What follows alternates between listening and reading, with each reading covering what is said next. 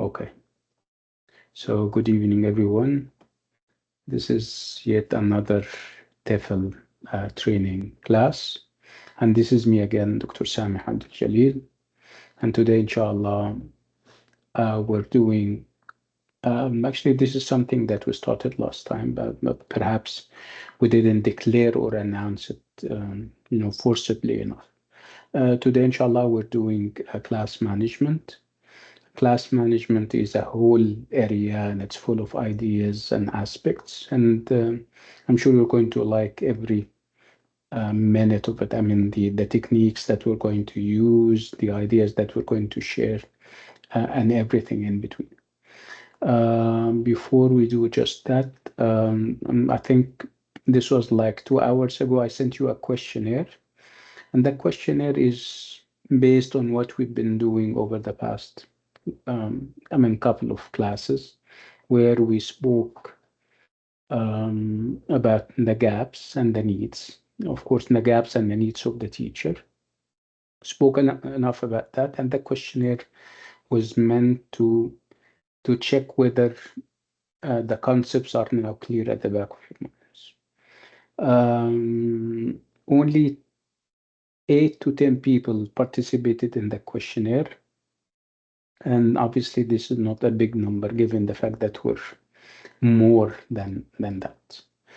From the answers, which I am going to share with you, it is clear that you have comprehended the concepts and perhaps processed and assimilated them very well, which is something that I am very happy about. Let me go to the questionnaire and let's very quickly talk about it. I don't intend to spend the rest of my life doing needs and gaps because we have already spoken about that.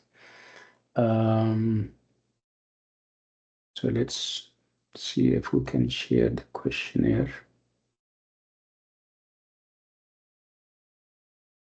Yes. Let me also mute. And I advise everyone to also mute. So we have 12 participants. I'm sharing the questionnaire. Can you see it? Yes, we can. Yes. Okay. Yes. Let's look at the responses. So you either say yes, no, or you're not sure, but that's why you use maybe. So do you tend to favor the outgoing and contributive over the shy and silent? And predominantly the answer is yes, which is obviously not what I expected or hoped for. So if you are uh, um, to favor the outgoing and contributive in class, it means that you're only talking to one or two students who are obviously active. They want to say everything, and you're leaving the shy and the silent. Is that the right approach? No. No. Which means the answer should have been no. We shouldn't favor the outgoing and the contributive. We're talking about students. Outgoing and contributive means that they contribute. They never leave a chance to raise their hands and say, yes, can I answer? Can I answer? Can I answer? Are you getting the point? So obviously, we don't favor that. We need to maintain balance between those who speak and those who do not. And we try to get those who don't speak out of their shell. You try in an encouraging way, of course, to have them also share and speak and everything. So I expected the answer to be no. We don't favor the outgoing and contributive. We are very equitable in our approach. We're very fair. We try to give everyone the opportunity to speak and to contribute. So do you know all your learners' names and use them to make sure everyone is treated fairly? We don't have a unanimity, which is very strange, but at least 11 people are saying yes, which is the answer that I was hoping for. Yeah, you need to know your learners and your students' names, and you try to use those names in class. So it should be yes, absolute yes. Do you have to repeat and repeat your instructions? Um, so eight people said maybe they are not sure whether they are doing that. So if they are not sure, it means that they are considering working on that. They know that repeating and repairing their instructions is a vulnerability or a weakness that they should get rid of and overcome. Um, so there is always room for improvement. Again, this comes when you perhaps prepare very well. So, yeah, and the answer maybe is um, I appreciate saying maybe because we're learning together. At one point, the maybe is going to turn into uh, no. When it becomes no, it means that you are confident. It means that you do your homework, you do your own research, you plan very well so that you don't have to repeat and repair your instructions. So do you often run out of time? And a majority said yes, said maybe, which means that they are hesitant as whether they are doing that or not. And I'm telling them that you're not alone if you feel that you run out of time. I myself run out of time, and it's a chronic problem among teachers. So you're not alone in that. So again, we need to work on that. We need to always remember that we don't have all the time there is in a class. We need to remember that we need to sometimes they say that you need to start at the end or start from the end, like Stephen Covey says this. Starting from the end means that you know that you have a plan, you know that you have goals at the end that you have to meet.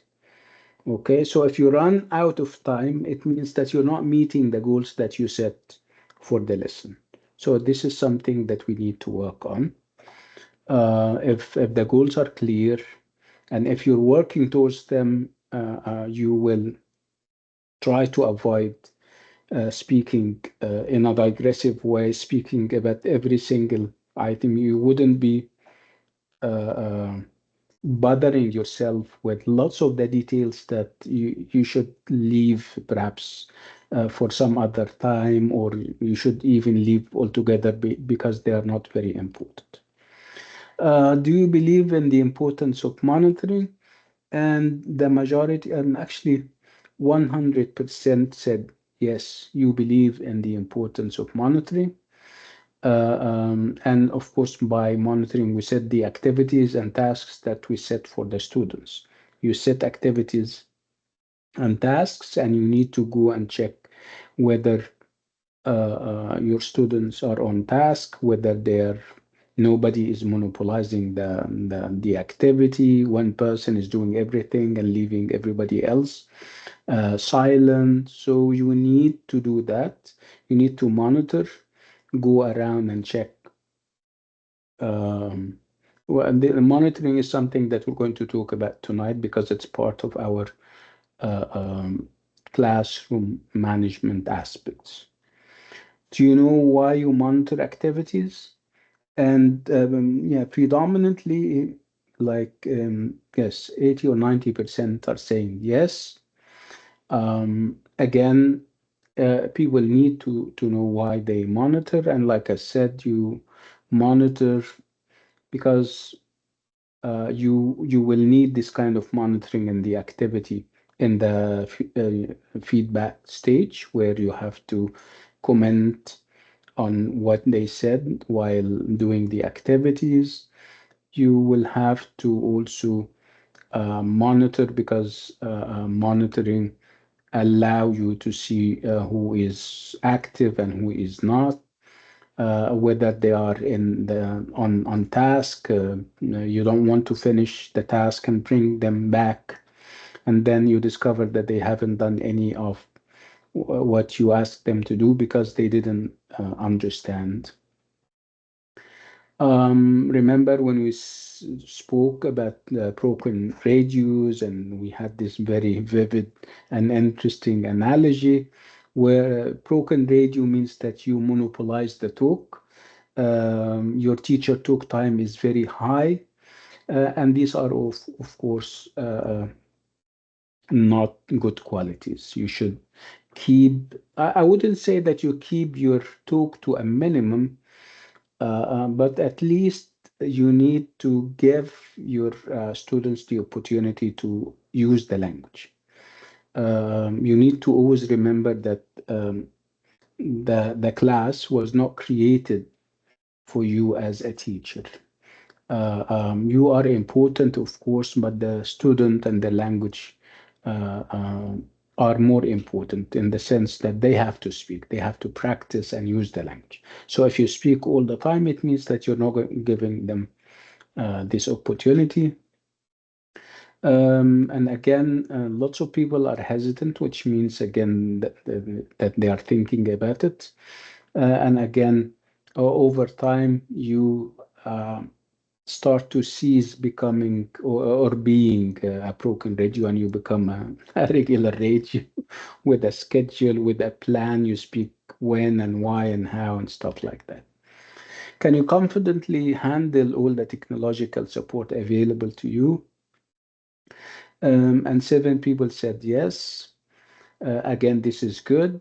Knowing how to deal with technology is good, and it can be one of the things that would distinguish teachers from each other, given the fact that we are in the age of AI and everything is done through and by technology. So you need to be above um, things. You need to be able to handle the technology available to you. You analyze what you teach, and it's good that 12 people realize or are aware of the fact that they need to analyze before they teach. Analyzing here means that you need to think of what you're headed for. You're doing a language class, whether it's vocab or grammar. You need to analyze the material. You need to check or double check on the rules that you're going to share with the students, grammar or vocab. You need to think of having like an anticipated problems sheet where you even anticipate the challenges and the problems that you may be faced with. Are you a pause eater like me? We spoke about pause eating, and we said that pause eating is not a good thing to do. Pause eating means that there are stages in the lesson where or point, I wouldn't say whole stages, I mean points and minutes and moments in the lesson where students are silent. And obviously they are silent. This is significant silence, if you like. Significant silence in the sense that they are processing what you are saying. You have given them a rule and they need to process it. Process means that they think about it so that they can understand it and assimilate it. Sometimes you ask questions. They need to also process the question before they answer. So if you're a pause eater, it means that you break this kind of silence and you go ahead and ask them to provide you with an answer or an insight when they are not yet ready, because they are still processing the information and they are still processing the question if you're asking. So again, there may be people is a majority, not a majority, yeah, almost, yeah, half the people are saying that they are not sure, which means that they are considering it. Are you the self-answering type? And six people said, and I thank them for their honesty and integrity. Yes, six people, which is obviously a majority, are saying that they are the self-answering type, which means again that they don't wait for their students to answer. They right away ask the question and follow it with their own answers. Obviously, this is not the right thing to do. Um, the over-explaining type is also a problem, and 7 people said that they are out of 12, of course, they said that they are the self-explaining, the over-explaining type. And we said that over-explaining is exactly like under-explaining because the end result is the same. You have a student who is confused, who is bombarded with information that uh, um, may not be relevant to him or to the situation and the context. So over explaining is as bad as under explaining, mind you. So does your procedural knowledge match your declarative knowledge? We explained what we mean by procedural knowledge and declarative knowledge. We said procedural knowledge is knowledge about perhaps classroom management, how to conduct yourself in class, when to say things and where when not to say. I mean the different activities that you engage the students in, their philosophy and rationale, why we're doing this and why we're doing that and how we're doing this. And uh, declarative is the knowledge that you give. Perhaps a big distinction would be that when we talk about procedural knowledge, we talk about the how. When we talk about declarative knowledge, we talk about the what. Okay, you cannot have what means knowledge without the how, without the techniques and strategies and everything in between. So again, 9 people said that they don't have this match, and obviously, and over time they will have this match, inshallah. Do you explain what you can? This is perhaps new. Do you explain what you can show? Um, okay, 11 people said yes, which is not the answer that I expected. So you shouldn't explain what you can show. Remember last time I spoke about showing and telling, and I said that showing is more important than telling. Showing is demonstrating. And of course, you know that a picture is worth 1,000 words. And we are in the age of the image and the video. So showing means that you don't bombard your student with so many ideas. Sometimes, I mean, explaining is one of the most difficult things in life, whether you're a teacher or not even a teacher. So to explain is difficult. So you need to supplement your explanation with pictures, visual aids, and everything.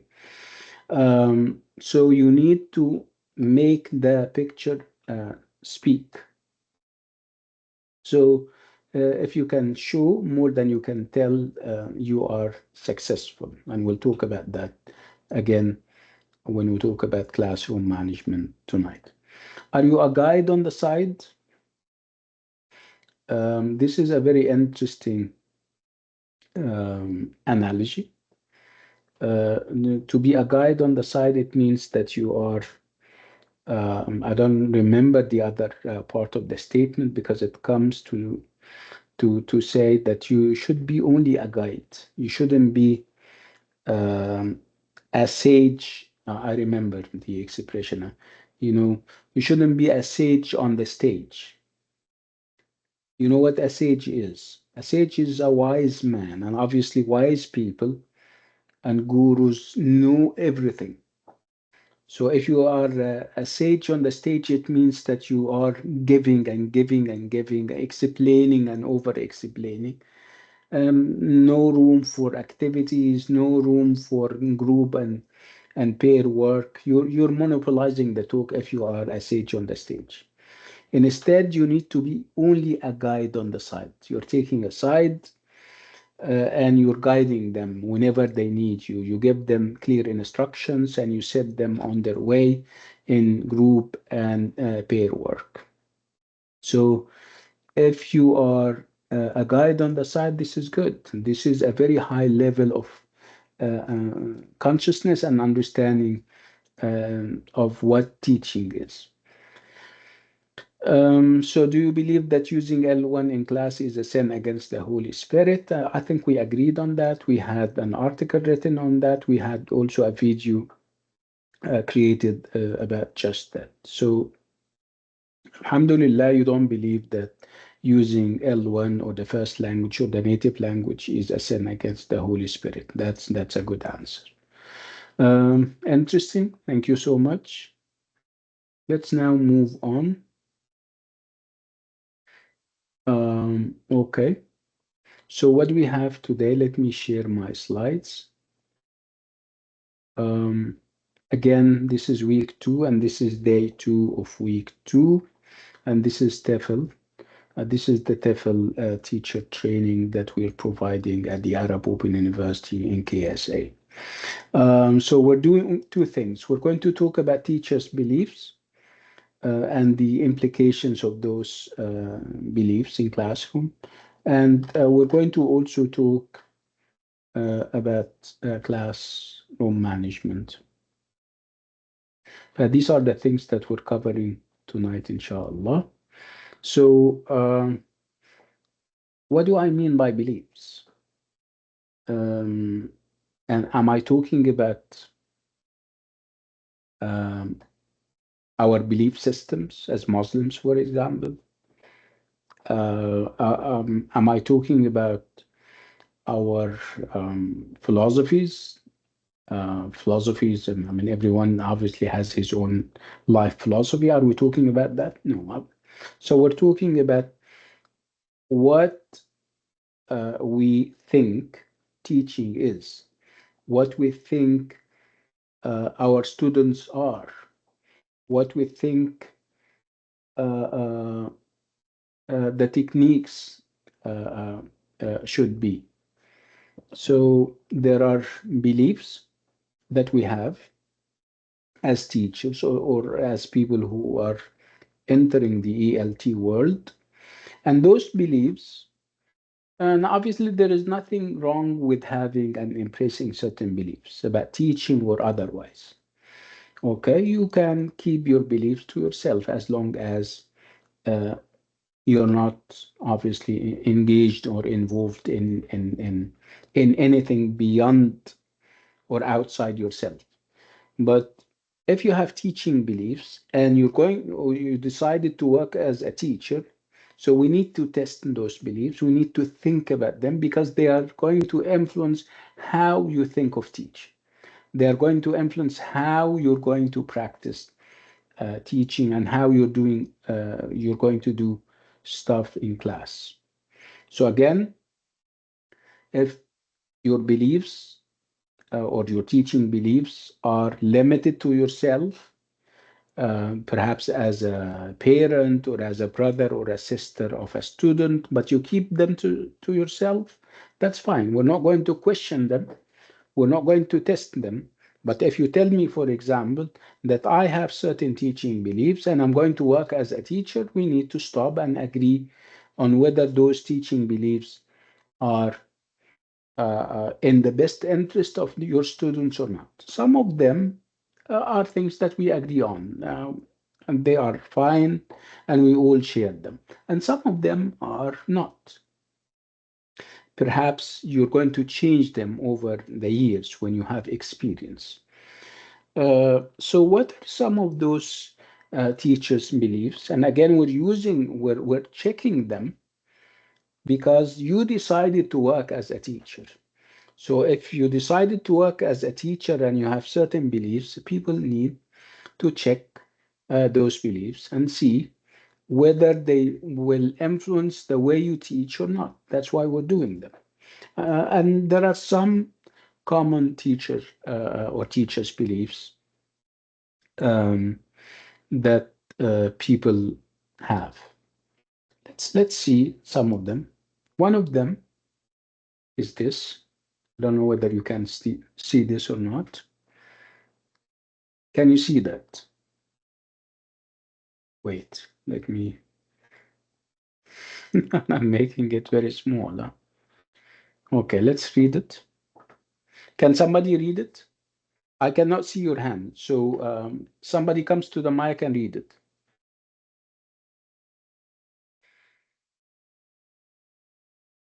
So this was a belief held and embraced by some of our colleagues last time. Can somebody read it out loud?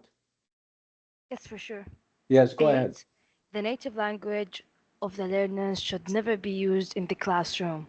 Okay, good.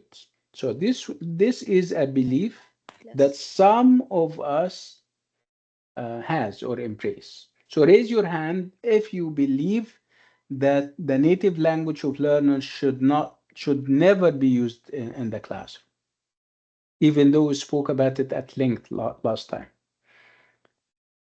Do you believe that the native language of the student do you think that it should never be used in the classroom? Raise your hand if this is your belief. Okay. Toa, yes. So Toa believes that we should never use the first language, that we should never use the native language, even though we spoke yesterday about it, and I referred you to an article that I wrote. And we came up with a number of conclusions last time.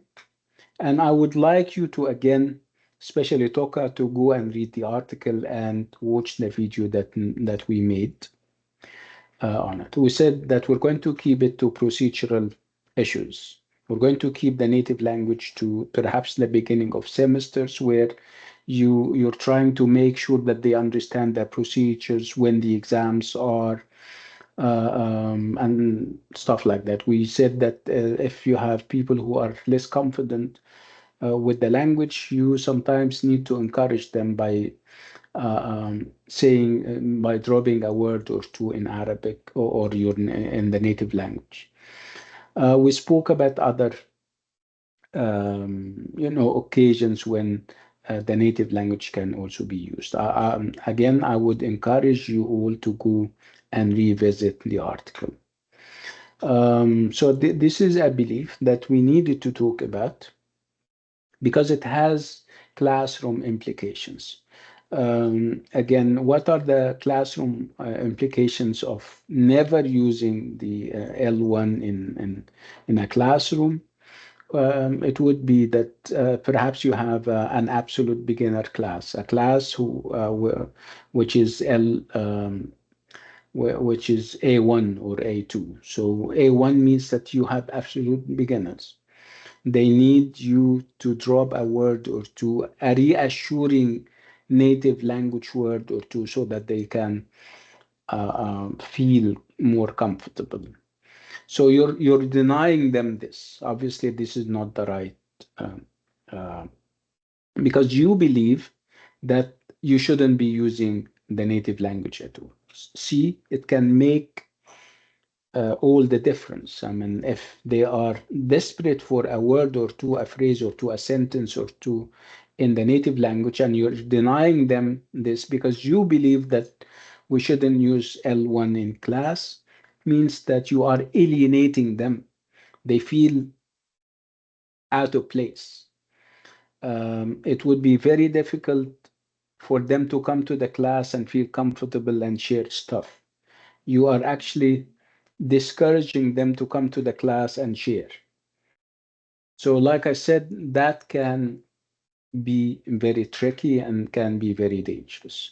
I'm not advocating or promoting the use of L1 in intermediate or advanced classes. We can limit it, like I said, to absolute beginner classes, A1 and A2. Uh, um, Provided that we don't make a career out of it, like we say, we don't turn the class into a native language class, because this is not what the class is. It is a class in the second language, make no mistake about it. Let's move on to another teacher's believe and see the implication of that in the classroom.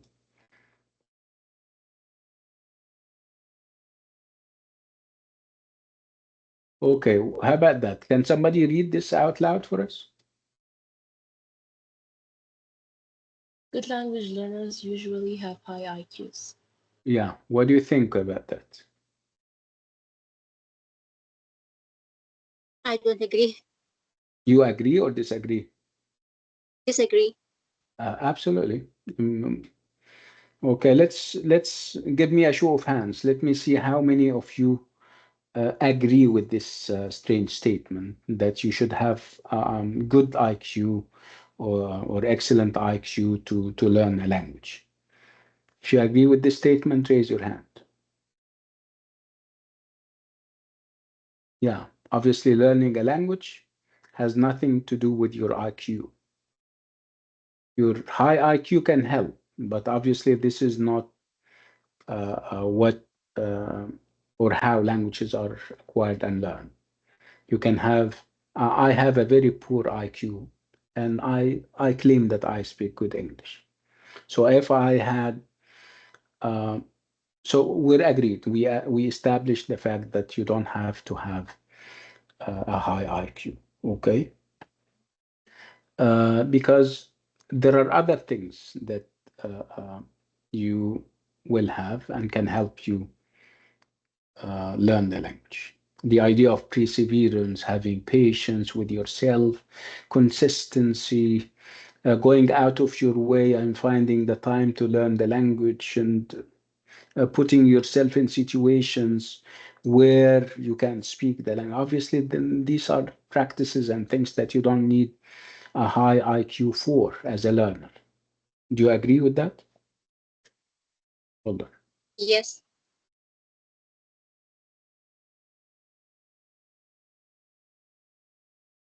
Okay.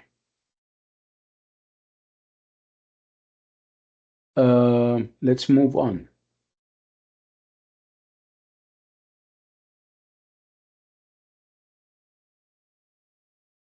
Look at this one. I need somebody to read it out loud for us.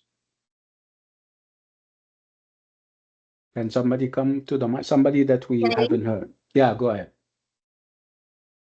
Learners' errors should be corrected as soon as they are made in order to prevent the Of- formation of bad Mhm. habits. Okay. So learners' errors, you know what errors are. Errors are mistakes. Learners' errors should be corrected as soon as means immediately after they made them. Why? Because you don't want them to be part of. The statement says that if you don't correct them immediately, this is going to be a problem. So, I would like you to read the statement. Learners' errors should be corrected as soon as they are made. Do you think this is the right way? Come to the mic and share with us. This No, is one of them. Yeah, let's talk about it. Yeah, who is saying no? me. Okay. Can you elaborate? Can you talk more about it? I because I love to give the students their time to learn and to fix the mistakes of something like that. Mhm. Okay, let's hear Fatma. Fatma, what do you have to say about this? I think if I'm going to correct every single mistake they make, they might get discouraged. Yeah, absolutely, yes. So I think it depends on the context and when you're going to teaching and what you're teaching. So it just has to be at the right time. And it depends on the aim of the lesson. Are you after fluency or accuracy, right? If you're after Yeah. fluency, that your lesson is after fluency means that you want them to speak, and you want them to speak over time very naturally without thinking twice about what they are saying. So obviously, if you stop them every single minute because they make a mistake, and they are going to make so many mistakes, obviously this is against fluency. So this is against the aim of the lesson. right? But if your aim is accuracy, you're trying to make sure that whatever they say is correct, and sometimes there are times for that. In this case, you are licensed, or you're allowed to sometimes stop them, but you need to know when and how, and perhaps why. Okay, so to say in the absolute that every time my learner makes a mistake, I have to stop him at perhaps gunpoint and say you made a mistake and you no, obviously this is even scandalizing the student, like Fatma is saying. You're discouraging them, right? And this is not good. Okay, so I think you may have heard of what we call delayed error correction. There are techniques and ways as how you can handle error in class. We'll have perhaps a whole segment on error correction and when to give feedback. And we call it delayed feedback because correcting is obviously giving feedback. So again, for our present purposes, the answer is absolutely no. We shouldn't correct the student immediately after he makes the error. Again, whether our aims are fluency or accuracy, we need to give them space. We need to even give them the feeling that making a mistake is not the end of the world. So if you correct every single mistake, it means that you're telling them that making a mistake is the end of the world, which it is not. Okay, guys?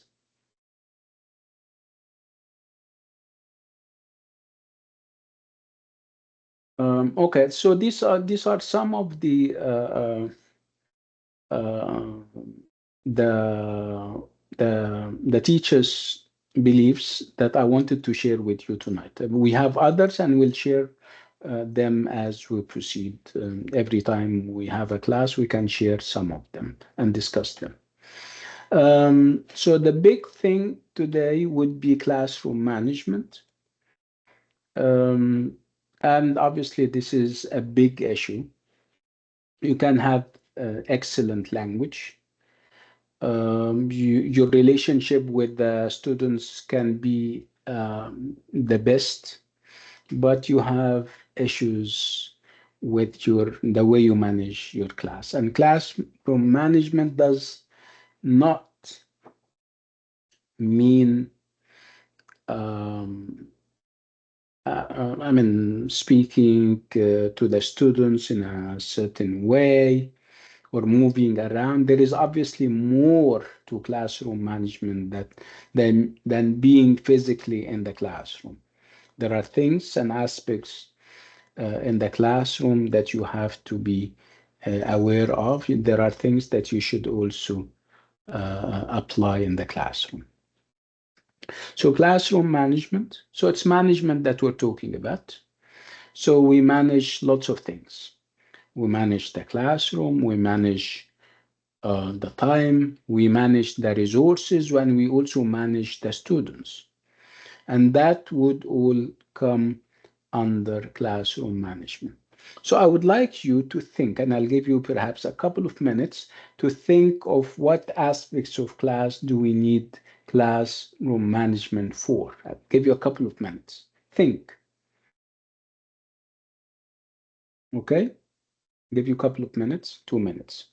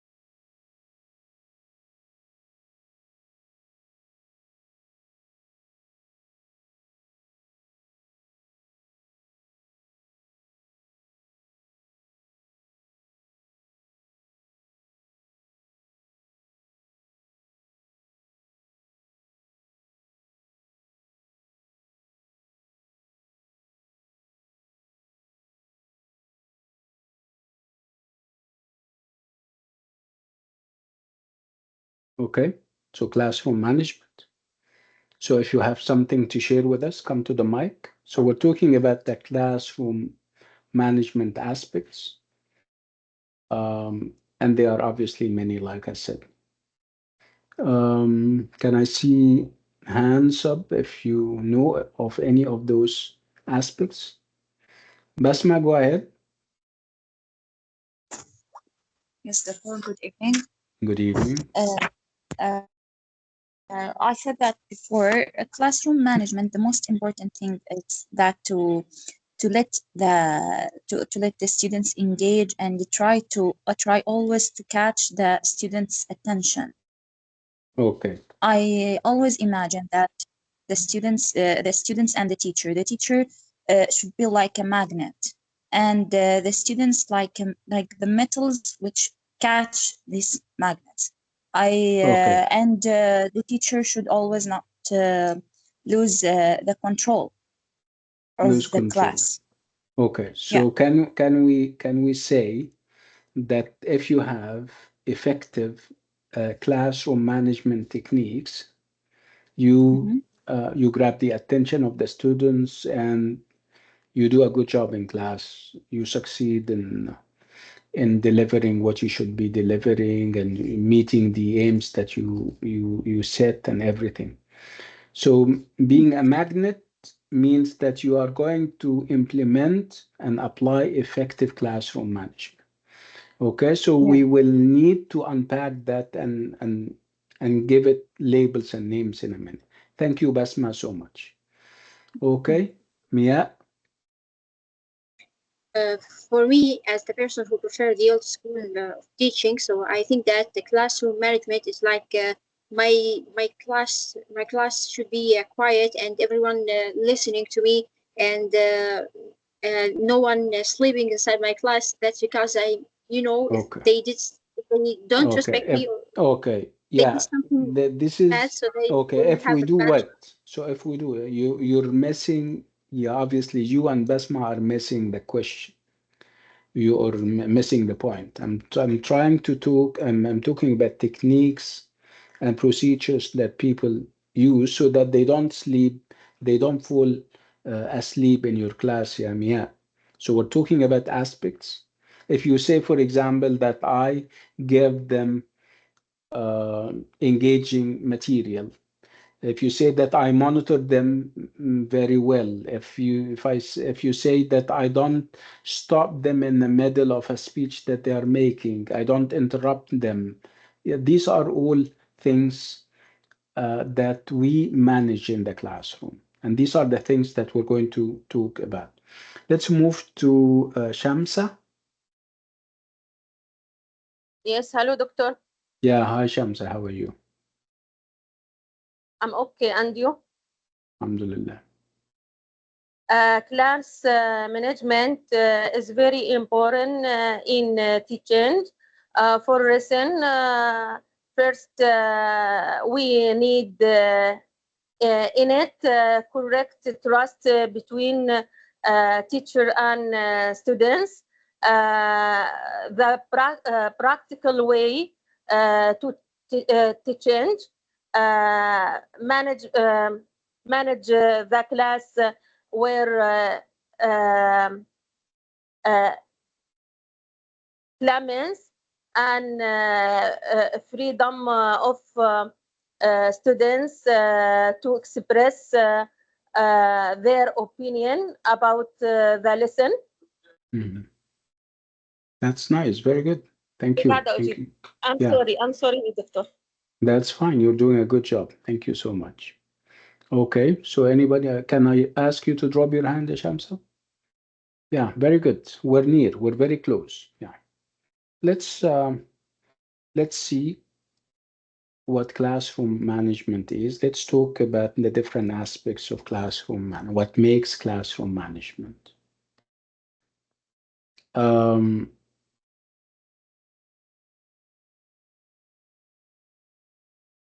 so these are the aspects or the areas of classroom management. So every time I talk about classroom management, I have these areas in mind.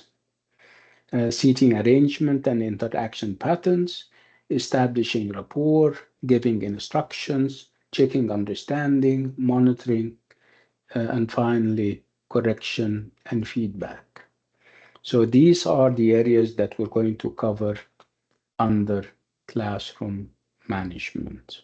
So again, if you look at them, we're talking about seating arrangement, we're talking about classes, physical classes, and even if we talk about online classes, there can also be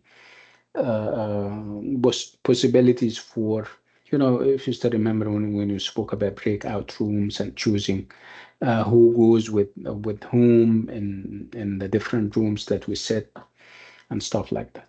So seating arrangement and interaction patterns is one, establishing rapport is another, giving instructions and knowing how to give instructions is a third, and then you check understanding and understanding of those instructions, and then you monitor, and then you give correction and feedback.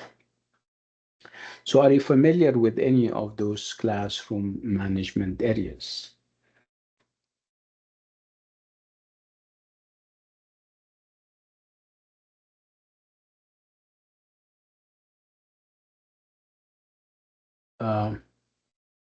Shamsa, drop your hand, please. Okay, I would like you to think of the arrangement, whether you think the order is correct or wrong. So seating arrangement and interaction patterns, and then establishing rapport, then giving instruction, checking understanding. Do you think this is the ideal order? Or perhaps you have something else in mind? Look at them.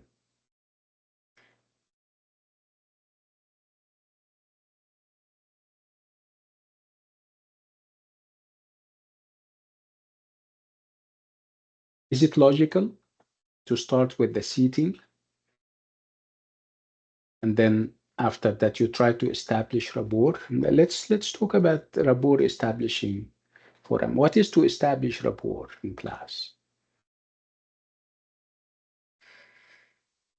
Maybe checking if they understand or not, or the level of information that they have.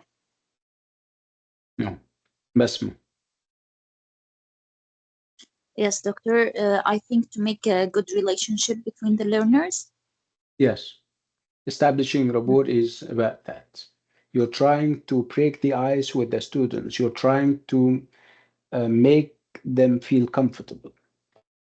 Yes. You try to, you know, lower their affective filters, if you like, so that they can feel comfortable responding to what you're saying, starting something, replying and answering. This is establishing rapport. And establishing rapport is not something that you tell, or it's not something, it's something that you show. And obviously they get the signal very easily. If, for example, you use their names. So this is establishing a rapport, because we said that they feel that they are human beings, not numbers. What else? I'm asking you, what else can we do in order to establish rapport, to have this good relationship with the learners and the students?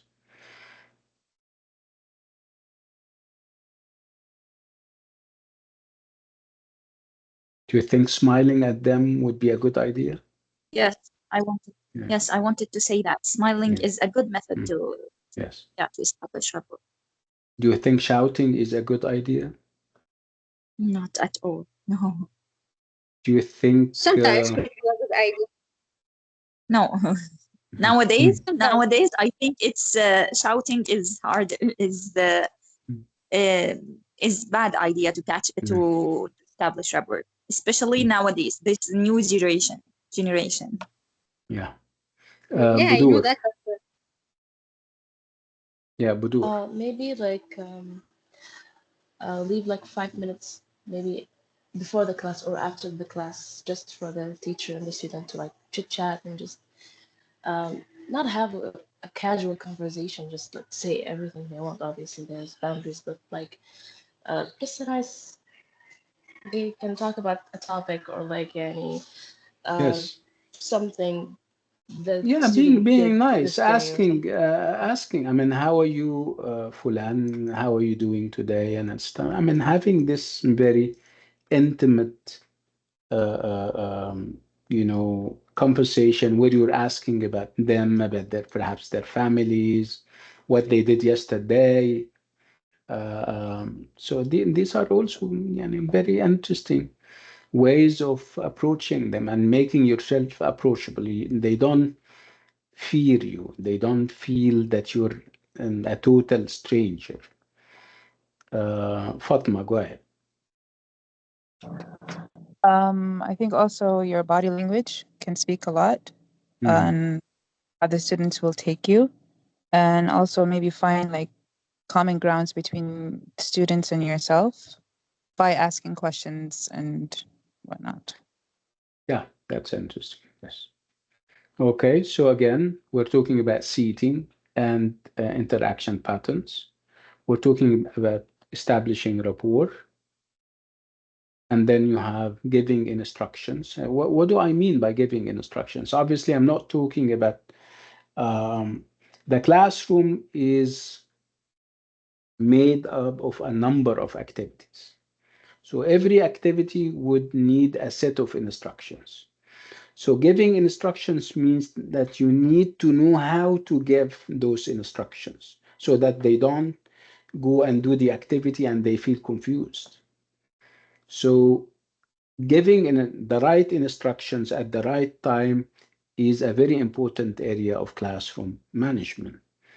And then checking understanding. So understanding of what you said, especially the instructions that you have given them so that they can be on their own doing the activity. So you need to also develop mechanisms as how you're checking whether they understood the instructions that you gave them or not by asking concept checking questions. We call them CCQs and NCQs, instruction checking questions. We'll talk about that. And then monitoring. So they are on their own doing the activities after you have given them the instructions and after you have checked that they understood the instructions. Now they are doing the activity and you're monitoring them. Knowing how to monitor them can also make all uh, the difference. And then comes the stage of giving correction and feedback. And you said that we just said that you shouldn't be giving correction immediately after they say something and when they make a mistake, for example. So these are all things that we know, but we take for granted. We take for granted, it means that we don't think twice about them when we have and should have to and should think about them very carefully and very well. And we're going to start with creating rapport. Um, Creating rapport with learners. How can a teacher create rapport? How can a teacher have a good relationship with the learners? Look at this. A good teacher can create rapport by doing one of the following. I would like you to read this and think about it.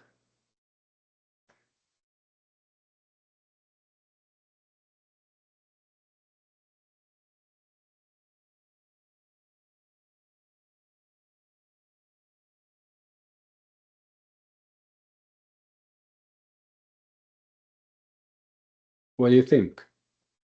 Do you think this can help you establish rapport that you want and you hope for? Does these things make you a good teacher? Or do these things make you a good teacher? Yes, they can Yes. help us rapport with Yes. the student. Yes. So creating rapport can happen with this. You use the students' names, you give the students eye contact when they speak to you, you smile and respond naturally to them, you show interest in what they say, and you praise them for good language use. Are you getting the point? Yes. And then giving instructions. So look at the list of do's and the list of don'ts, things that you should do when it comes to this very important aspect of classroom management. So giving instructions. How should you give instructions, and how you should avoid pitfalls and traps when it comes to giving instructions.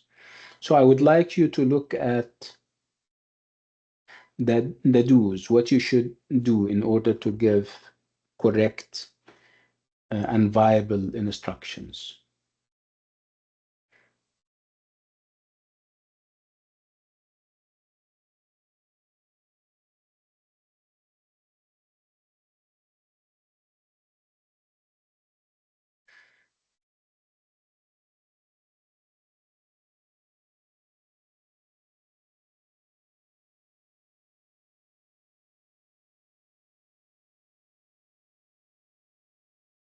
Okay.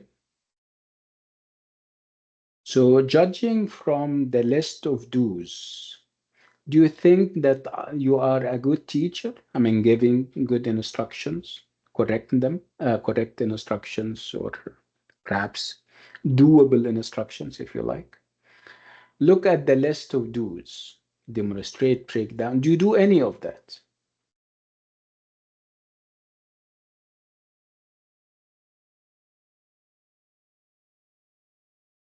Can I see hands? So as a teacher,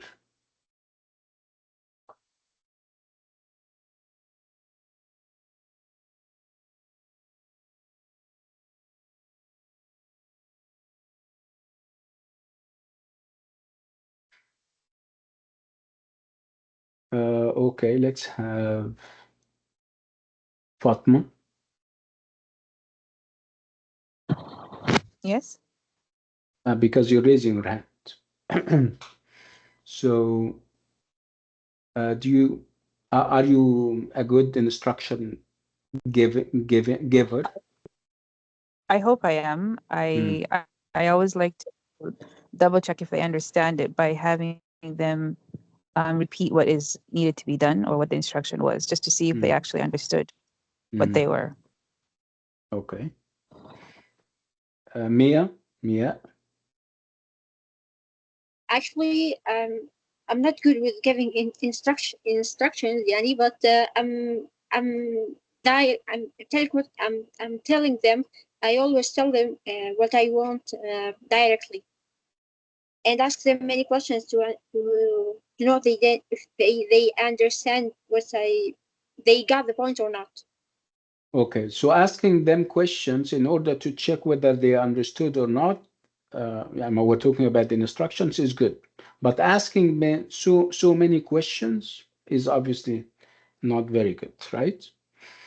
And also the idea you're saying that I tell them. So instead of telling them something, you show it to them. Perhaps you're giving them instructions on an activity or a task in the book. You raise the book in front of their eyes and you refer to the page, you refer to the side, whether it's top or bottom, side here or there. Okay, so it's showing and demonstrating rather than telling.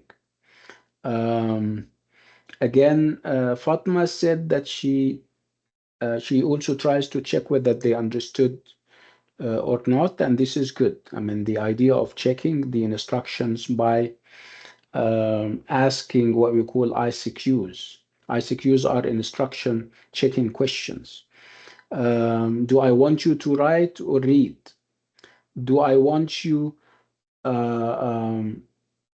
to work alone or in a pair? What time am I giving you? And stuff like that. Let's move to Diala. Diala is raising her hand. Yes, doctor. Are you a good instructions giver?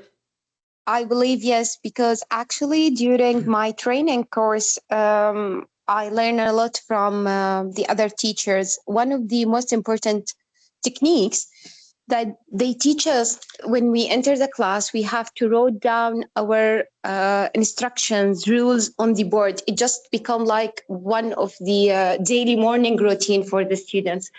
And one of the No. brilliant Let, way, let, just let me stop you here. By instruction, yeah. I'm not talking about procedural classroom instructions or guidelines, when to come to the class and when to leave, how to behave yourself in class. You're not supposed to bring this or that. No, I'm talking about activities that you set for the students, and before they go and do the activities, whether they are going to write something together, discuss something together, you give them instructions as what time you're giving them for the activity, whether the activity is writing or reading. Okay, these Okay. are the instructions that I am talking about. I'm not talking about Yeah. procedural instructions. Yes, understood Mm, now. Yes, mm, I use one of my special technique. Actually, I have a teddy bear, and I use that this teddy bear just to give them the instructions. When we have an activity for the flashcards, I use the teddy bear and put just in my hand and just change my tone to talk to them by the teddy bear tone. It just attract them more than my tone. So mm. the teddy bear was talking to them.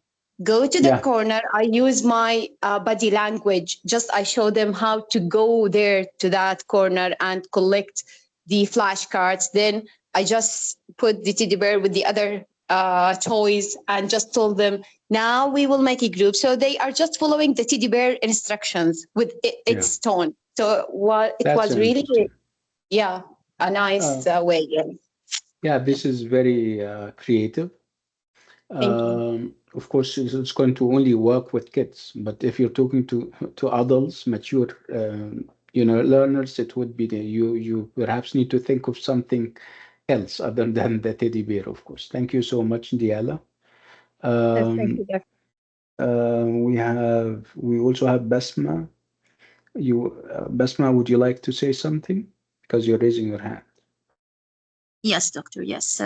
According to my colleague Diala said, I think this is a TPR way. When I have teddy bear and I teach my kids that typical physical response, I used to use it with my online classes with the kids. As you said, we usually use this way in with the kids. But Mhm. sometimes check whether learners have understood by asking them or asking symbols yes or no questions. I think this is the way that I can use it with adults. It's more, or I can use the critical questions. It's like that I can use mystery question to just to just activate the brain during the class. Even if I go out a little of the book instructions. And but I think this is my wrong. This is my fault. I don't trust to let my student work in burst. I usually make my students as a um, my company, not the other students work on pairs. That's why I run out of time. Sometimes I run out of time You mean you speak because a my lot because you don't divide the work between you and them. You don't put them in groups or in pairs. So you yes, yes, speak all I your usually classes. make it Your classes are pretend. we call them teacher fronted classes. We call them teacher centered classes, which is obviously not Yes, highly recommended. We are now promoting and talking more about learner-centered classes, where the learner is at the center of the learning process, yes. where My learner is center, yes, but as an individual, not very individual. I deal with my students as an individual This is student what, teacher by direct. Yeah. no, no, what we're trying to say is that Mhm. a teacher shouldn't be monopolizing the talk, thinking that he or she is doing good to the student. Obviously, in a language class, you need to give your students the opportunity to speak as much as possible. And obviously, if you are speaking all the time because you think that this Mhm. is how you can help them, so you're denying them the opportunity and even the right to practice and use the language. Okay, Yeah. part of that would be giving instructions. If you give so many instructions, this is not Mhm. good because and sometimes you keep asking questions because you're trying to check whether they understood. So the instructions become the subject of the lesson. So you're teaching the instructions, not the instructions The are subject. obviously yes. So again, giving instruction should be done very carefully. And that's why I'm referring you to the other checklist and the don'ts, things that you shouldn't do giving instructions. Don't explain what you can show. Remember, we said that a picture is worth 1,000 words. So if you have visual aids, if you have a picture that can sum up the whole idea, it's better than speaking and speaking and speaking. So don't give long, complicated instructions because some of us does that.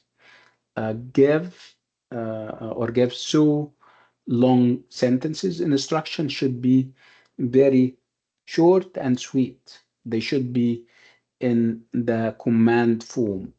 They should be, like I said, if they can be phrases, that's fine. If they can be one word or two, and you use your body language, that is also fine. So you need to break down your instructions into small chunks. Don't just ask, do you understand? Sometimes when you give the instructions, you ask them, do you understand? And the natural answer would be that yes, we do, when in actual fact they don't, but they are fearful of your reaction. They are perhaps embarrassed to say that they don't understand. So don't use this phrase or this sentence anymore. Do you understand? Because sometimes they don't. Uh, um, Rephrase it in a yes no question, like we said.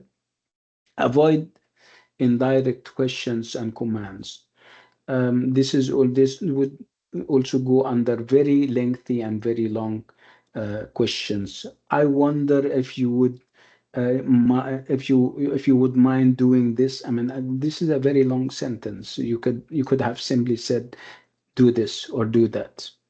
Give a command, a very straightforward and direct command. Don't make very long questions. So instead of saying, I wonder if you would mind doing, this is obviously very long. You can simply say, please work in pairs. Okay? So giving instructions is very important. So again, so we spoke about two aspects now. We spoke about establishing a rapport and then giving instructions.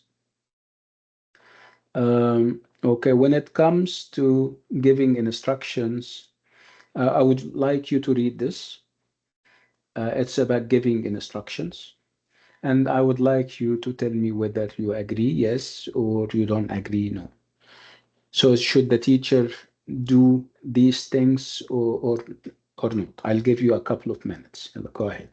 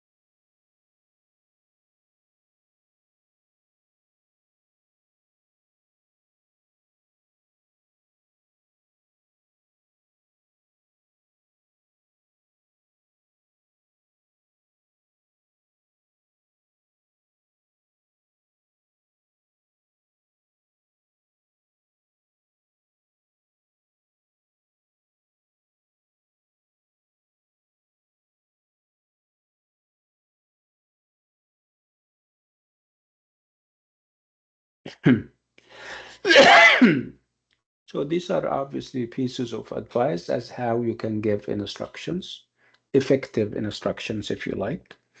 So which of these steps you don't agree with? Or how many of them you don't agree with? Number 4, I don't agree with. Yeah, What, number 4. yeah, what does it say? Give the instructions quickly. Okay. What are the other instructions that you agree with? Let's take them. I mean, I think we have enough for everyone. So give me one from those 8. Are they 8? I think they are 8, right? They are 8. Remind me of those. Yeah, Stand in a where yeah, that you can be seen by all yeah. students. Stand in a place or an area where you can be seen, you can be very visible to the students. Yeah. Somebody else? Grab all the students' attention first before giving the instructions. Yeah, how? How can you do that, Mudur? By grabbing their attention. Yeah, sometimes you raise your Of course, voice. they have, yeah, and they know You students. you Just use, call for them by yes, you can, call yeah, out for them. silence. Yes, you Yeah, ask exactly. silence. You use a teddy bear like Diala does, Yeah, right? that also would Yes, work. Yeah, yes, for sure. right. You use a whistle.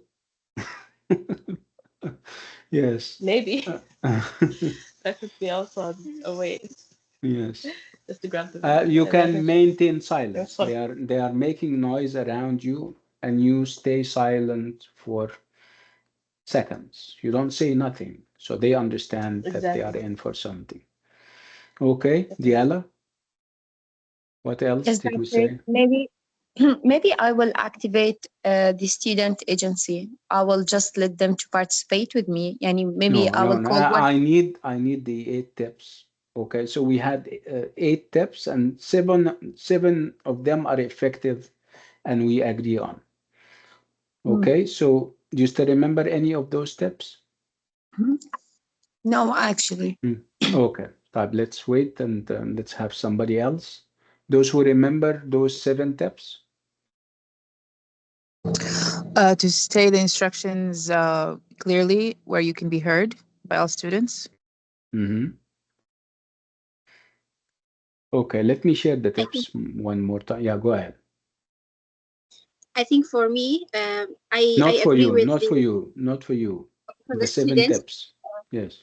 Yeah, show them an example how and tell them to work with it. Yes, And yeah, giving them an example. You don't just yeah, let them on your own by giving them verbal instructions. You need to demonstrate. You give them an example. You perhaps do, if it's an exercise that is made up of perhaps 6 questions, you answer the first question with them, so that they understand what is required. Yeah, thank you, Mia. What else? Let's look at them. I don't mind if we look at them one more time. Can somebody read them out loud for us? can I? Yes, okay, go ahead. If there is another classmate wants to read, I don't mind. So That's go ahead, please. that's fine. That's fine. Go ahead. Okay. Okay. Uh, have all the students attention before giving the instructions. Stand where all the students can see her. Speak clearly so that all the students can hear her. Give her instructions quickly. Show No, students no, what no, no, no, no, no. Wait. We're talking about good tips, not bad ones. And obviously, number 4 is a bad piece of advice. You shouldn't be giving your instructions quickly, right? okay. Yeah, Show 5. students show students what she wants them to do. Show Hmm. students which part of page they should be working on. Give Yes, a demonstration of or examples of what students are accepted to do. Tell the expected to students do. expected to do. Tell the Mm. students how long they have to complete the activity. Actually, I don't Yes. agree with this point. Why not? As a student, I always hate when the teacher tells me that I have just 5 minutes to answer this question and I need more than 5 minutes. No, I mean the teacher decides. I mean the teacher is the one who created the activity, and he or she knows how long it should take. So there is obviously nothing wrong with giving you a time so that you don't. If I don't give you a time, you think that you have all the time there is, and you spend the rest of your life doing the activity, which is something that we don't remember. That you have a plan, you have a framework within which you're working. You also have to meet goals. So how can you meet goals if you leave the students do the activity for as long as they want? An activity that would require 3 or 4 minutes, and you give them 10 minutes, for example, because they hate it when you give them a time limit. No. So you need to set time limits for everything so that at the end of the class you meet your goals. If you don't have a plan when it comes to the timing of every and each activity, you're going to end up running out of time and not achieving any of your aims. Okay? Okay, thank you. You're welcome. So for the instructions to be clear, you need this. Read this again. I don't mind. Read this again. It's a rephrasing of what we said about the instructions.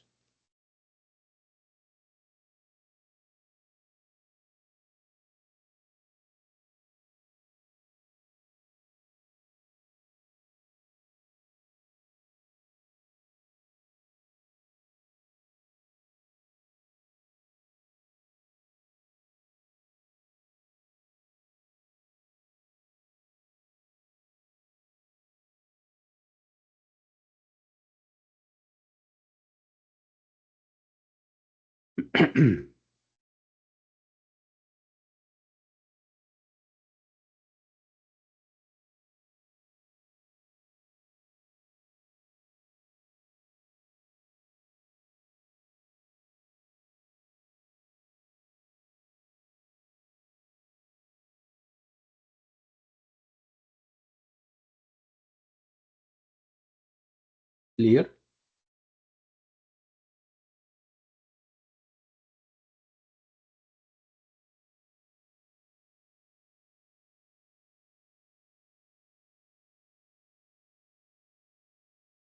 So are you going to do this?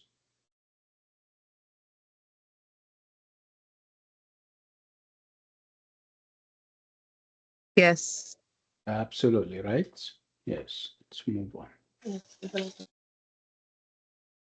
So let's focus more on one aspect of those instructions, and it's very important, and it's about not using very complicated language and not using very long sentences.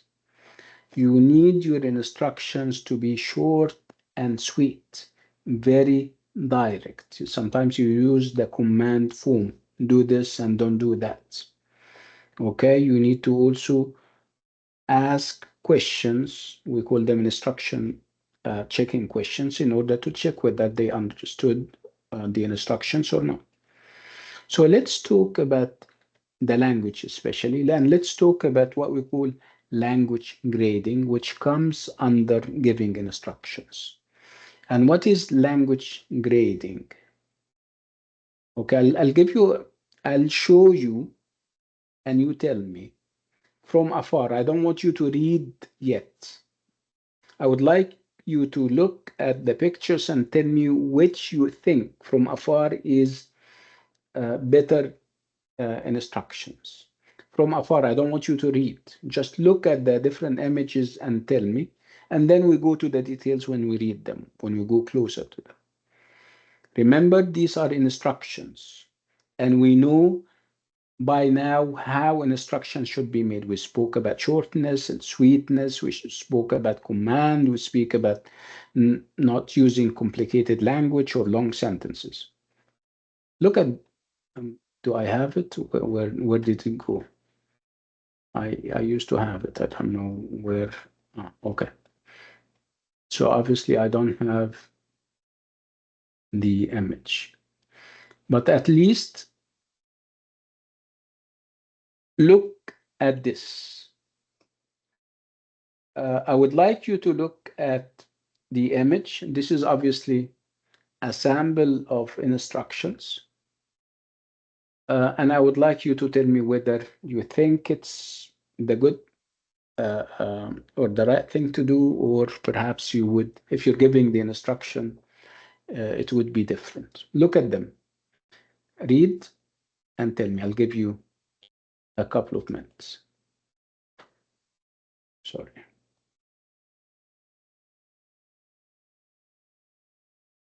Look at the scenario. I would like you to read the context. The context can help you understand and appreciate, or perhaps not appreciate the way the instructions are given. I'll give you a couple of minutes, like I said.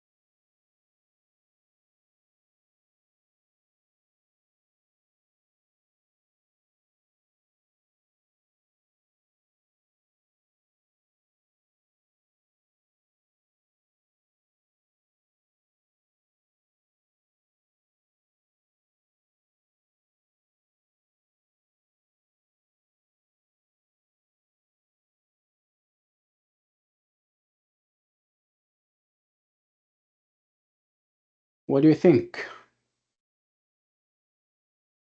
How much time did you? I gave you a couple of minutes, but if I don't give you a couple of minutes, do you think they would take more than a couple of minutes for you to understand and process? What do you think? Do you like them? It's a little bit tricky. Yeah, it's a little bit tricky. Very disoriented. Very what? It's Budur? not for the entertainment. Disoriented. Very what? I'm sorry, I didn't get that. Okay. I think that it's very disoriented, all over the place. Yes, yes.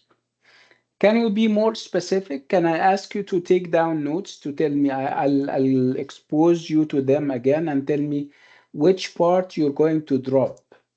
If you are the teacher, which part, which sentences are you going to remove so that it can be shorter and sweeter? I'll give you another couple of minutes. Go ahead. Take down notes.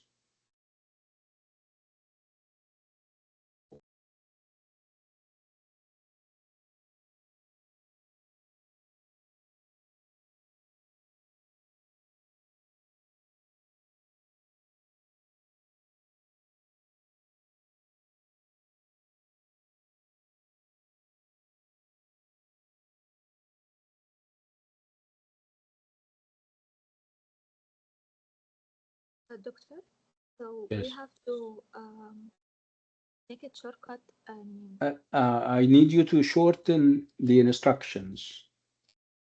just in one question. Is it right? What do you mean?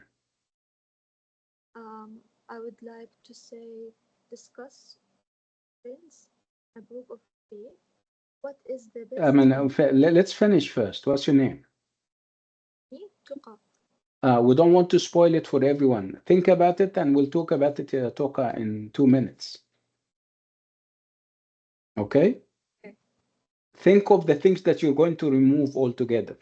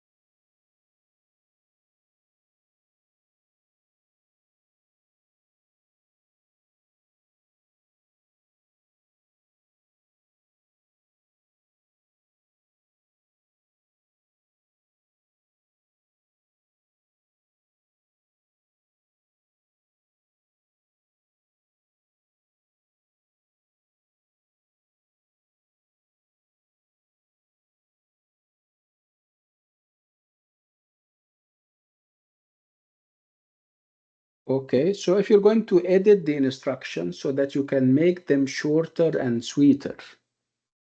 So let's agree on this, the things and the sentences and the phrases and the words that you're going to drop, that you're going to remove.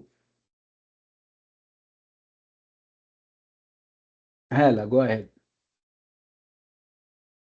Okay, so I'm just going to tell you what I've summoned. Yes, okay. Okay. Okay, students, you have to work in groups of 3 and discuss which country you think is fascinating in the world. Okay? Okay. Yeah, I So would say it like that. yeah, do you have to use, you have to, can you You read the can sentence? remove it. Yeah, say it without you have to. Yes, okay.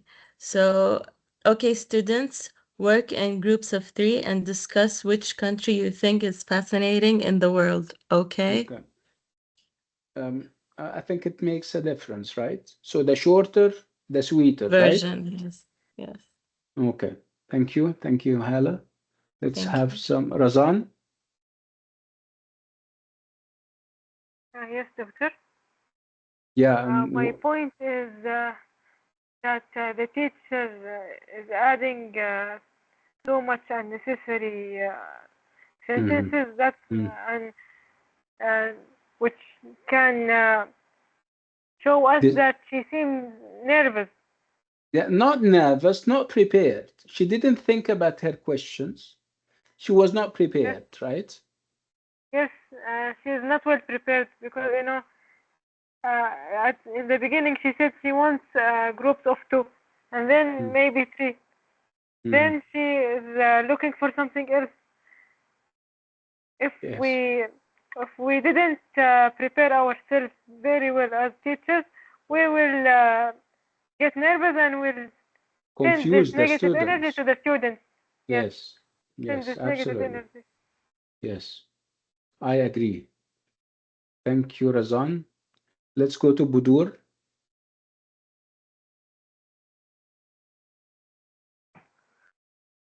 Yes, that's Yeah, because you're raising your hand. just as Razan said, but the way I wrote it is um, I wanted to work into 3 groups and discuss together which country you find the most fascinating in the world.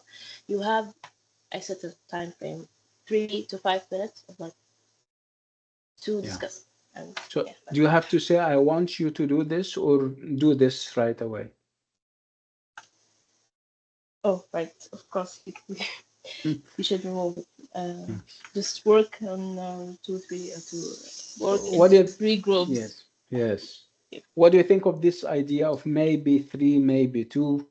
What do you think of, yes, let's say, Of course, what do you think of, instead of using you will do this or do this, you say you're going to, you're going to, isn't that too long? exactly. It's just Right? we'll also take from the students time to actually do the activity. To So just process the giving them thing. Yes, straightforward instructions absolutely. Short and shows that sweet. the teacher that is well prepared and just Yes. So exactly. even instructions need preparation. Make no mistake about it. Right? Definitely. I think, Mia, do you want to say something? Because you have to say something, right? Yeah, Yeah, I go want to say ahead. that she's not a good she is not good in giving instructions as we take that she should take to them directly and should she should she should talk to them directly and giving them a very long introduction and didn't tell them exactly what she wants. Sorry. This is bad, right? Yeah. Okay. Let's talk about what about you? Uh, where do you stand when it comes to instructions? Do you give lengthy instructions or you're fine with the instruction? Are your instructions short and sweet? Yes, I should. The instructions should be shorter and I'm direct. talking about you because you work as a teacher, right? Yeah. Okay. Yeah, I gave them the instruction in a shorter way, and I'm talking to them directly what I want and what I don't want. No, don't tell them what you don't want. It's enough to tell them what you want. Because if you tell them what you don't want, it's going to be obviously very long, right? Just Okay. get straight to the point. Tell them what you want, not what you don't want. Okay? Yeah. Okay. Okay. Okay. Thank you, Mia. Okay. So this is an example of good instructions. So can you read them? Read them on your own and see if you think they are different, if you think we're better off this way. Yeah. I'll give you a couple of minutes to also study them.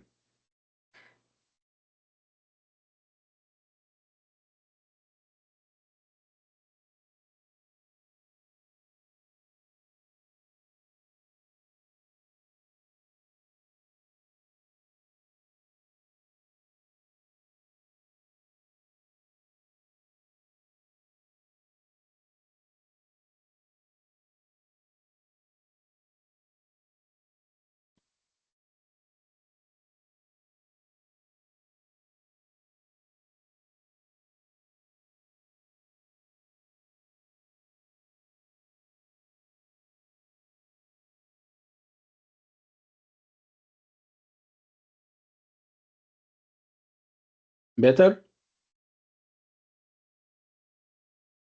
What do you think? It's clear for Yes. students Yeah, who wants. absolutely, right? If you are going, if we put the two, you let me take this one and put it here. And I give you a minute or two to kind of compare them. Yeah, I would like you to, I'll give you another couple of minutes to compare them, to put them against each other and think of the difference. Can we do that? Let's do it. You guys have another couple of minutes.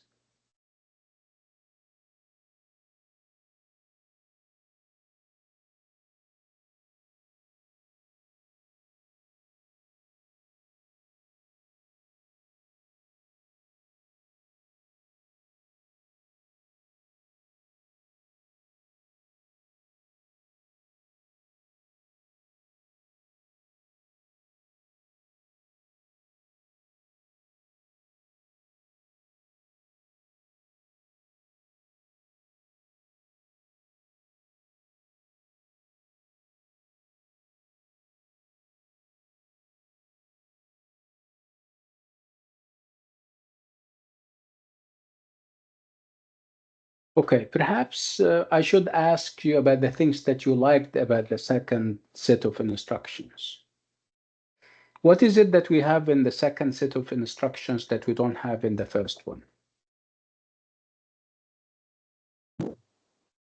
She gave them an example. Yeah, yes, excellent. Giving examples. Yes. And then she also checked their understanding of what she wanted. Yeah, by asking questions, right? Do I want you to do this or that? Do I want you to write, or do I want you to? And then they answer, of course. Okay, clear? And we also have a time limit like we agreed. Anything else that you would like to add, anyone and everyone? I think she gives them like a good energy. Yeah, yeah, of course. I mean, good vibes. If I understand your instructions, I think that this is good vibes. Absolutely. Let's move on.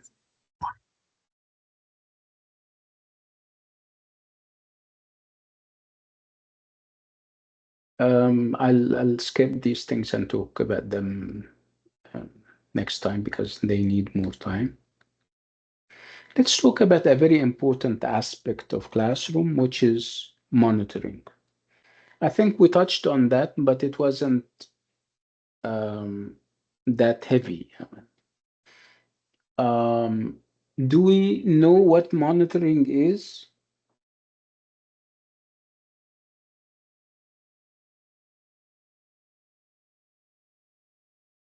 Yes, raising, somebody's raising. Basma, go ahead. Yes, doctor, I was raising the hand. I'm just reading this. But I think monitoring is to see your students is, I don't know how to say it, is to see your students and to see what they do, what Yes. they do during the class, what they do during the activities. Yes. Without Normally, saying let any me more. It's let just me to say make this very clear.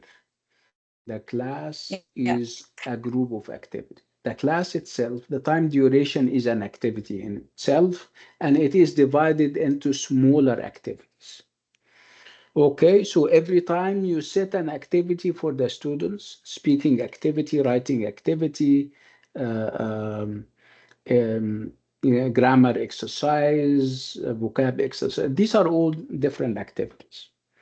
So every time you set an activity, you need to go and monitor the students. Monitor means that you go and watch them in action, and you should be supervising. I mean, the word supervise is a little bit intimidating.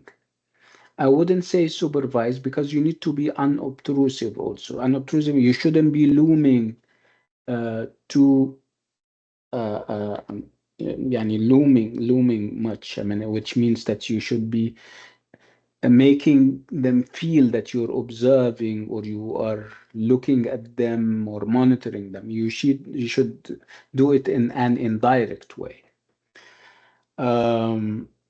So, and of course, we said that you don't monitor for the sake of monitoring because perhaps you have nothing else to do and you're whiling away your time while they are doing the activity. No, there is a reason and a purpose for you to monitor them.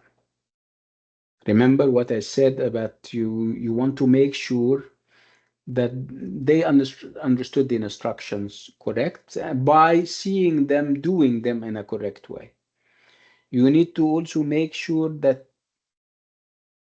all of them are part of the activity, not one saying everything, not one dominating the airwaves. You need to also check whether there are perhaps timid and shy people who don't participate or not part of the activity. You need to give them some encouragement and support. They need to know that they are not alone, that you are also there in case they need your support or help. And above all else, you need to also check what they are saying and what they are doing because you are going to take what they say and what they do and keep that in mind so that in a later stage, and this stage we call feedback stage, you're going to tell them about you're going to start off with praising them for what they did and then you give them feedback. And I heard you or I saw you write this statement and it's not correct. We don't say it this way, we say it that way. This is called the feedback stage. So you need material for the feedback stage. So you have every reason to monitor them. Otherwise, a whole stage will be empty. You will have nothing to say to them in the feedback stage. Okay? So monitoring, like I said, makes or breaks, very important. So when the students are doing an activity, either individually, in pairs or groups, the teacher has an opportunity to check to see how the students are doing. And this is what we call monitoring, and it is done for a number of reasons. First of all, to check the students are doing the activity, to find out how much more time the student need to complete the activity, and if any of them finished, to find out if there are any questions or areas in particular that they are struggling with, to be available if students need help. And above all else, like I said, you need to hear them if they are speaking, or you need to see what they are writing so that you can have material for the feedback stage. So although monitoring can help teachers find problems students are having, it is also an opportunity to find out if students are progressing well or have found the task easy. So monitoring also informs the feedback stage that I told you about, which follows. If there are problems with the language, the teacher can focus on these, and if there are problems, if there are no problems, the teacher knows to keep the feedback brief and move on appropriately. So I'll give you a couple of minutes to read what I have just read and think about it very carefully before we move on. I'll give you a couple of minutes. Go ahead.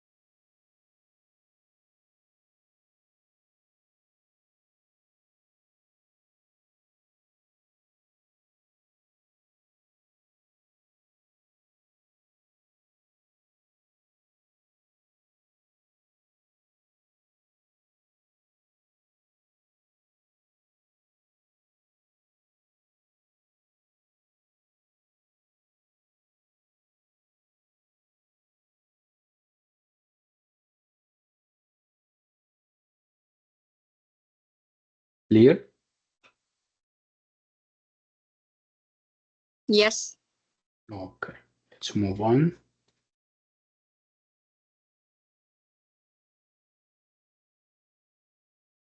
So this is a very interesting exercise. I would like you to look at the different aims of monitoring and decide if they are true or false. If you think they are true, click on the box in the true column. If you think they are false, click in the box in the false column. I'll give you 3 minutes for that. Allah, go ahead. This is based on what we said about monitoring.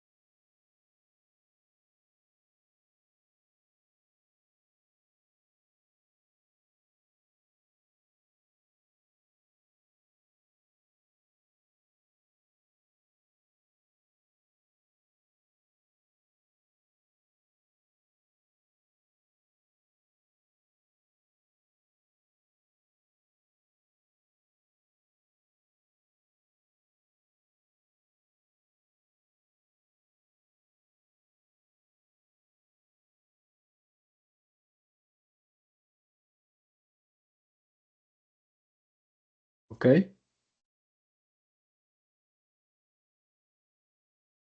are you done? Yeah. Okay, so let's check our answers. Yeah, check. Here is the answer key. Check it.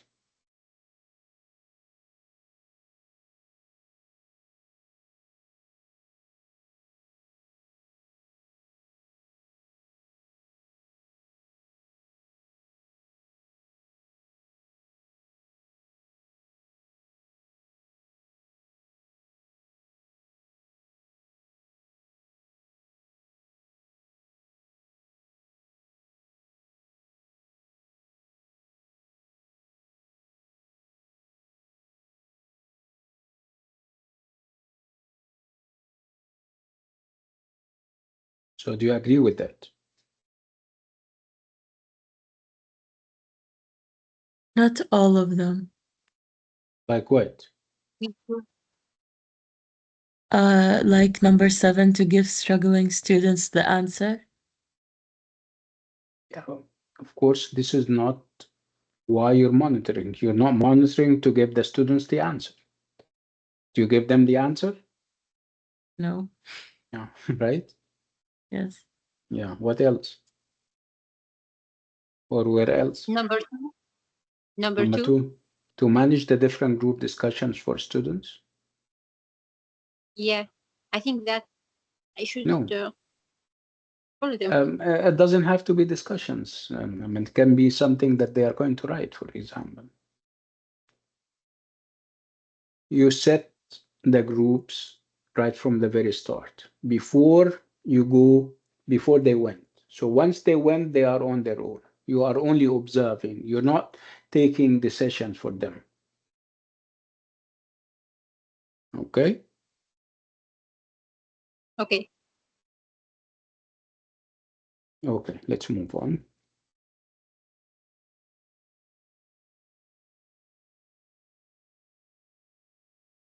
Again, feedback and rapport. I think we'll need a lot of time for that. Remember what we said about errors? This is how we started, if you still remember. Remember when we started about beliefs, teachers' beliefs, and how those Yes. beliefs can impact Yes. your performance and your practice in class. So if there are errors, we said that there are those who believe that we should correct errors on the spot immediately. And obviously, we have different ways as how we can respond to errors. Okay, so the teacher has to make a choice about how to respond to students' errors. And the teacher can do one of the following, depending on the context, of course. Sometimes you may want to ignore the error. Sometimes you may want to correct the error immediately. Sometimes you need to note down the error and correct it at a later stage. And sometimes you need to note down the error and plan a lesson which focuses on this error. Of course, it depends on the situation. When should we ignore the error? If it's not useful to correct the error, perhaps because it is not relevant to the focus of the lesson. So your lesson is perhaps you're talking. It's a conversation class where you're talking about a topic, a certain topic, and you're checking whether students prepared ideas for the topic or not. So if they make grammar errors, you don't stop them and explain the grammar, because obviously the focus of the lesson is not grammar, right? So you ignore Right. the error. Sometimes you need to correct the error immediately. So the teacher may decide that the student would benefit from immediate correction if the error is relevant to the lesson. So it's a grammar lesson and they are making grammar errors in or within the section that you're explaining. So it's part of the aim. So you may want to stop and re-evaluate the whole thing and reassess, and in the process you correct the error. Sometimes you need to note down the error and correct it at a later stage. And this is actually what you do with the activities when you monitor them. So you collect students' errors and focus on correction later in the lesson. And you don't interrupt the student immediately. Sometimes you note down the error and plan a whole lesson where the focus is on the error because you have seen the error being repeated over and over by many students. Okay, we'll talk about error correction more in future classes, inshallah. I think I'll stop on this note. and with this item. I think we have room for a couple of questions. If you guys have any questions that you would like to ask me, go ahead. Any, Basma, you're raising your hand.